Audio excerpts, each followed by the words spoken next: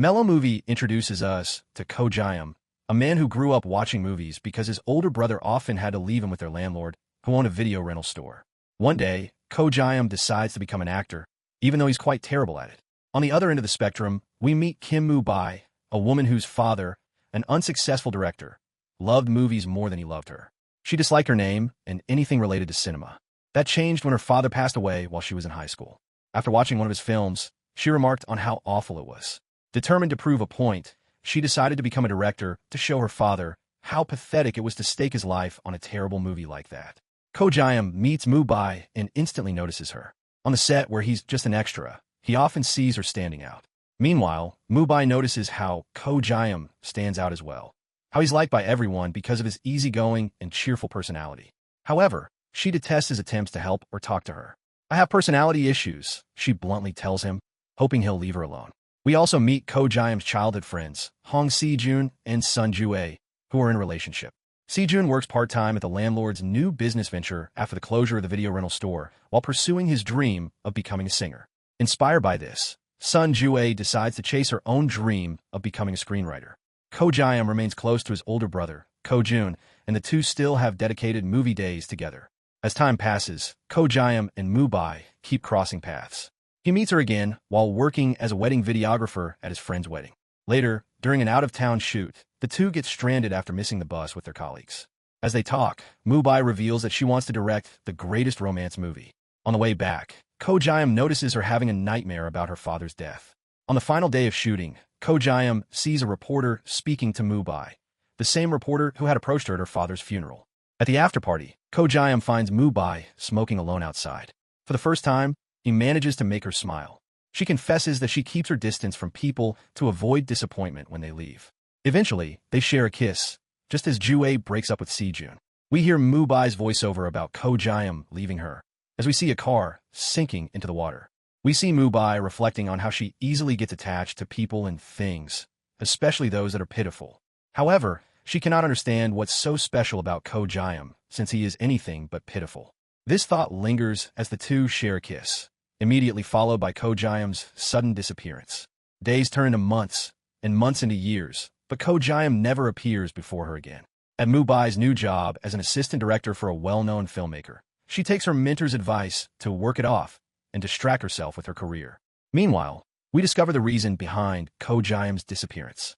His brother had been in a serious accident, and Kdrama dedicated himself to caring for him while simultaneously searching for a job to support them both. Eventually, he found work and became a movie critic, all while looking after his brother, who had been confined to a wheelchair. 5 years later, Kdrama and Moo-bai cross paths again at the premiere of her debut film. During a Q&A session, Kdrama asks her why her romance film has a fatalistic ending. Moo-bai doesn't answer, and Kdrama later regrets asking the question. Meanwhile, Se-jun is still working part-time, struggling to break into the music industry. In contrast, Ju-ae has not only severed ties with Se-jun, but also distanced herself from Kdrama, eventually becoming a screenwriter. Kdrama later reconnects with director Mo, whom he used to work for as an extra. The entire team is thrilled to see him again. He accompanies the director to Moo-bai's mentor's retrospective, where he runs into Moo-bai once more. This time, Moo-bai confronts him about his sudden disappearance, demanding, "Were you sick? Did someone die? Did you commit a crime and get locked up?" But Kdrama is unable to give her a proper explanation, prompting Moo-bai to walk away, asking him never to appear in front of her again. Ironically, the very next day, Moo-bai discovers that Kdrama has moved in next door. In the epilogue, we see that 3 years ago, Kdrama had actually spotted Moo-bai and tried to meet her. However, he was urgently called to the hospital and had to leave. Later that day, when he finally tried to reach her, he found that she had blocked him. A series of unfortunate events had kept them apart, leading to where they are now. We see Kdrama and Moo-bai frequently crossing paths as neighbors, much to Moo-bai's dismay. Kdrama, on the other hand, does his best to avoid her. However, he eventually stumbles upon Moo-bai meeting her childhood friend, Woo Jong-hoo, who had relocated to the United States. Meanwhile, Se-jun and Ju-ae have an unexpected encounter at a movie theater. Their conversation quickly turns into a battle of sharp words, with both taking jabs at each other. Later, Kdrama attends his brother's housewarming party, where he spends most of the time whining about his situation with Moo-bai, but fails to come up with any solution. Over the next few days, Kdrama surprises director Mo by turning up as his interviewer. Director Mo is delighted and relieved to see that Ko Jae-um is actually skilled at something, recalling his unimpressive acting career.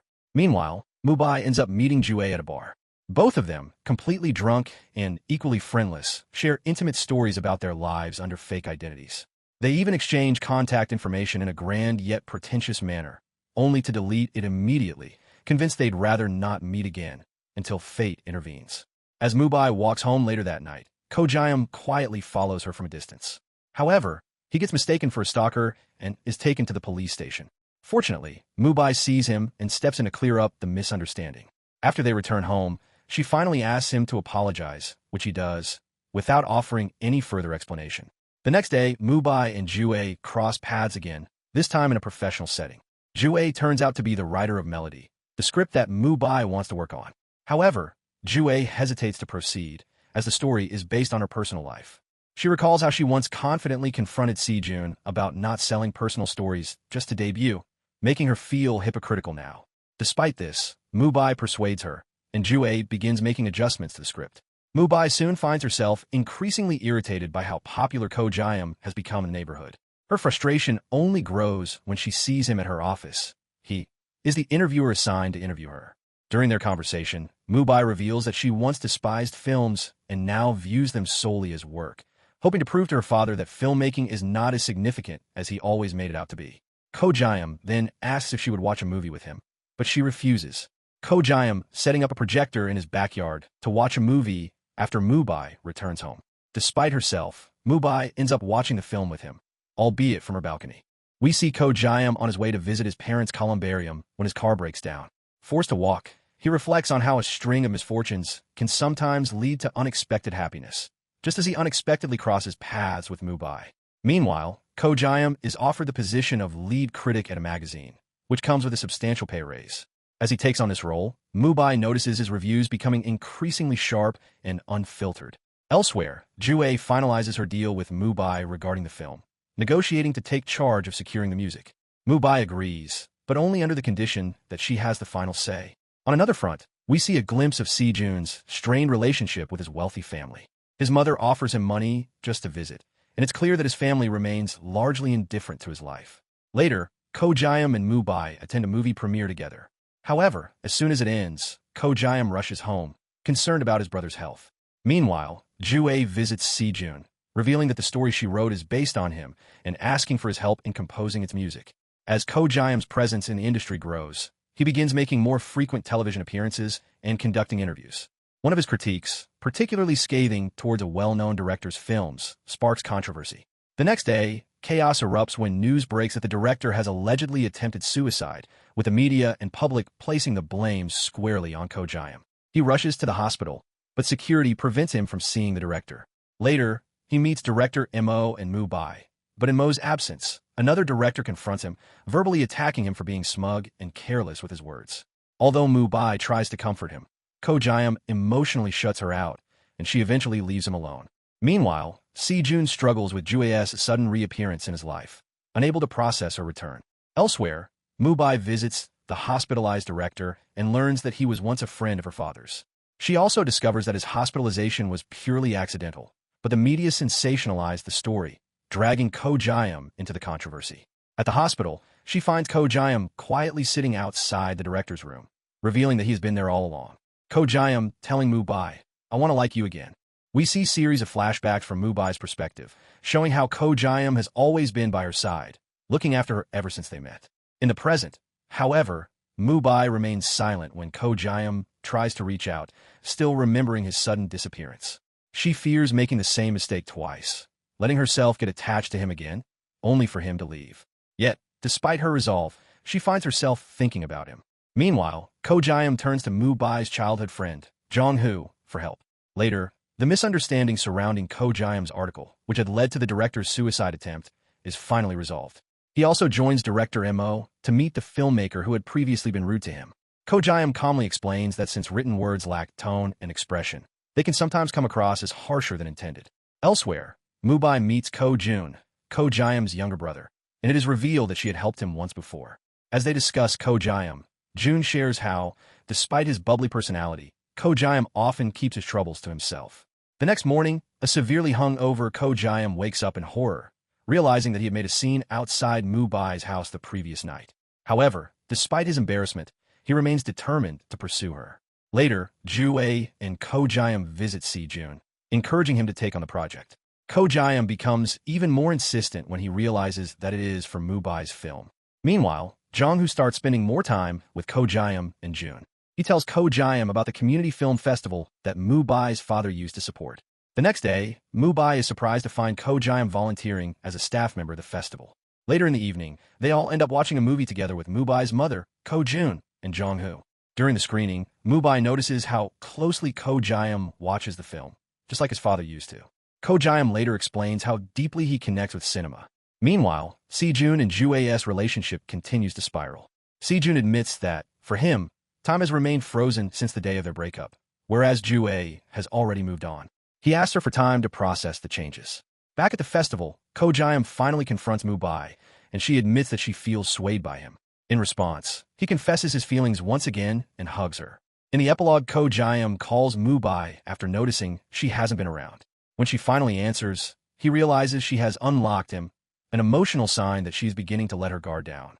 We see Ko-Jiam narrating his lifelong love for films, which had always been a gateway to different lives for him. He had even withdrawn from university to pursue acting, and it was on the set of director Ma's film that he first met Mu-Bai. To him, it felt like fate. Meanwhile, Mu-Bai questions her mother about her father, struggling to understand their relationship. In Mu-Bai's eyes, he had always been absent, someone who loved films more than his own child. However, she leaves without waiting for an answer. Elsewhere, Mu-Bai and her team realize they have a limited budget, which makes it difficult to hire a well-known composer.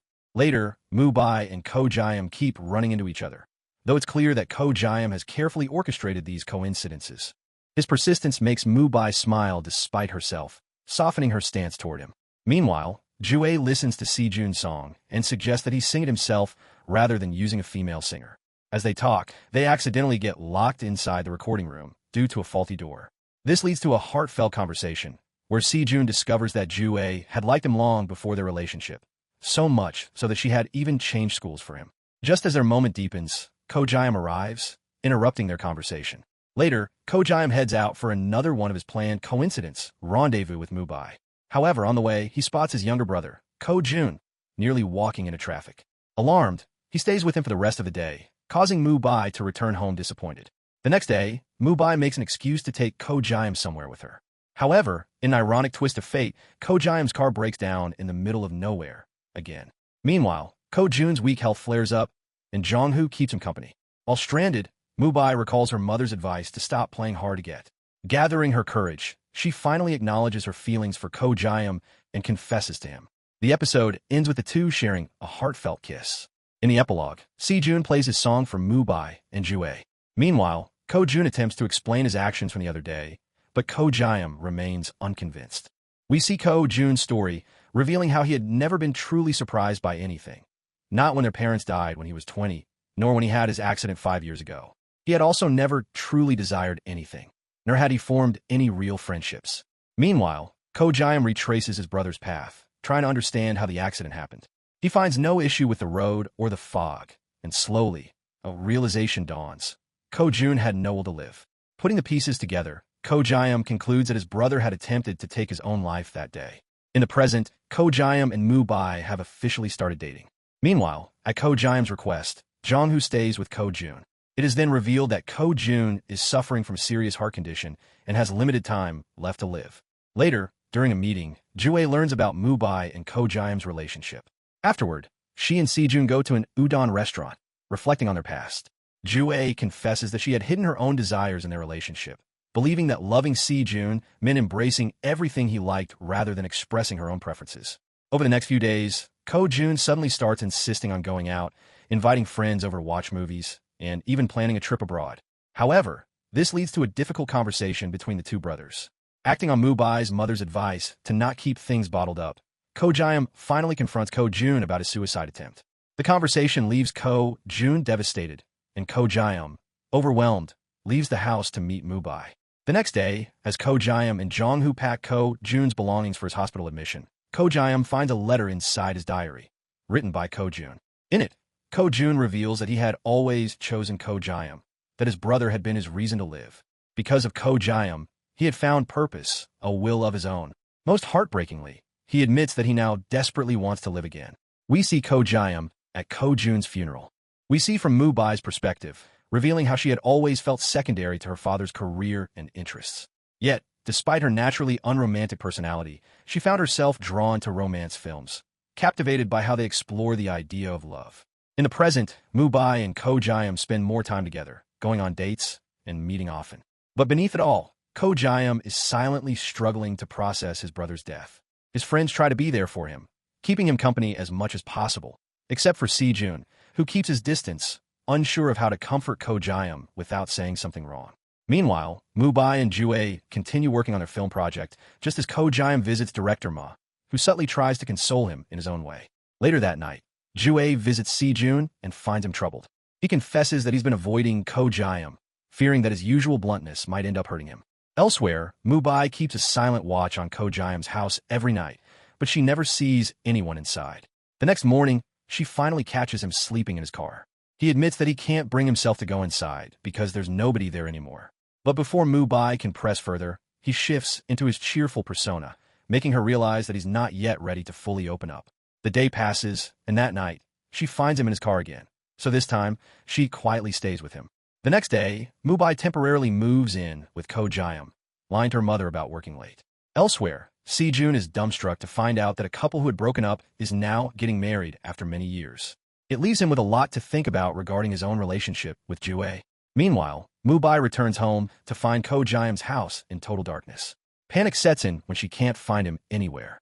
When she finally does, relief washes over her, and through tears, she tells him he's not alone. They share a quiet, tender kiss. Elsewhere, Si-jun reminisces about his relationship with Ju-ae and realizes that someone had been encouraging his music online all this time. It was most likely Ju-ae. He steps outside and finds her waiting. The episode ends with him asking, "Are we over, or are we on our way back to each other?" In the epilogue, it's revealed that Si-jun had actually found out about Ko Jae-um living in his car and had been quietly leaving supplies for him. One day, Ko Jae-um finally approaches him, revealing that he had known all along. They head to a sauna together, their friendship silently reaffirmed. We see from Ju-ae's perspective, giving us a glimpse into how she first met Si-jun and fell in love with him. She had been by his side through school, supporting him even when he was kicked out of his house for pursuing music. But over time, she realized that her own desires and identity had faded into the background of their relationship. The perspective then shifts to Si-jun, who recalls how Ju-ae was the only one who believed in him when no one else did. She had always been there, and when she jokingly mentioned that he should provide for her, he took it seriously. Si-jun had always been committed to their relationship, even planning to marry her. But after their breakup, he found himself stuck in the past, until Ju-ae reappeared in his life, reigniting his hopes. Back in the present, Si-jun convinces Ju-ae to go on 3 dates with him. Meanwhile, Mu-bai spends the night at Ko Jae-um's place to keep him company. Their peaceful time together is abruptly interrupted when Mu-bai's mother comically discovers her lie. After Mu-bai leaves for work, Ko Jae-um attempts to get rid of Jun's belongings in an effort to move on quickly, but Jong-hoo advises him to take his time. Elsewhere, Mu-bai's project is abruptly cancelled after investors pull out of the film. She accepts the setback without resistance, until an argument with her mother triggers deep-seated emotions, revealing how her father's indifference toward her was intertwined with films. Later, she spends the evening watching one of his movies, confronting the emotions she has long buried. The next day, she visits director Ma and tells him that her project has been cancelled, only to be scolded for giving up too easily. He urges her to fight for her story. Meanwhile, Si-jun and Ju-ae's first date is painfully awkward, filled with memories of their past. Later, when Ju-ae brings up Mu-bai's canceled project, Si-jun dismisses it, revealing his own pessimism about making it in the industry.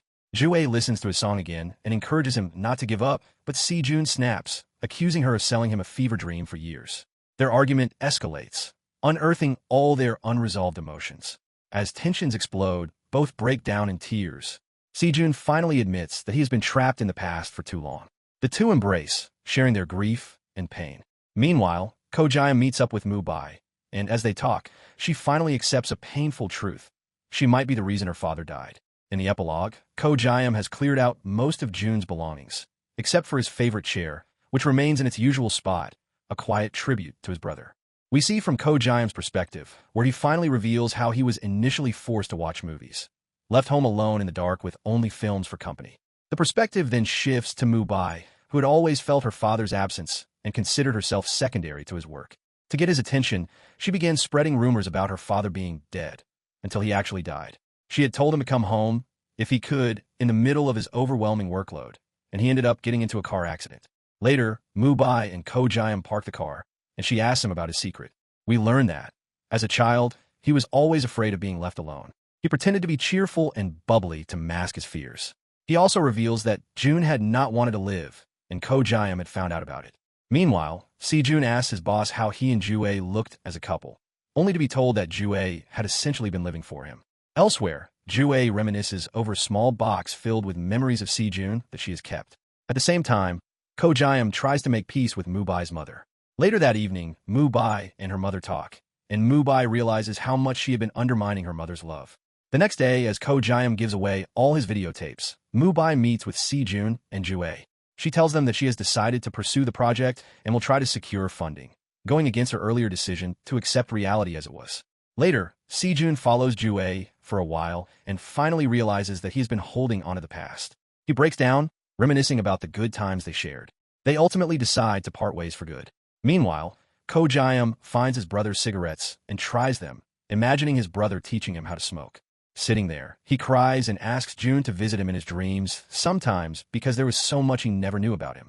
We then realize that Ko Jae-im has been dreaming all along. Later, he joins Mubai as she sits at a bus stop. There, Ko Jae-im reveals that he will stop watching movies because he misses real-life experiences and the moments he shares with people. We then jump to a year and 6 months later. Ko Jae-im has once again appeared for a job interview, relaying his life story as his greatest achievement and reveling in the fact that he did well, without realizing that he actually didn't. Meanwhile, Si-jun has become extremely popular, with his soundtrack gaining more recognition than the movie itself. Ju-ae and Si-jun are no longer in contact, nor do they intend to be, but both have moved on and are doing well in their respective lives. Mubai's movie turns out to be a success, and we learn that director Ma was the investor. He even goes on to become a producer. In the end, we see Ko Jae-im accompanying Mubai on her set, where their love story culminates in a beautiful kiss. Make sure to subscribe and turn on notifications so you can watch more videos like this. Thanks for watching and keep loving.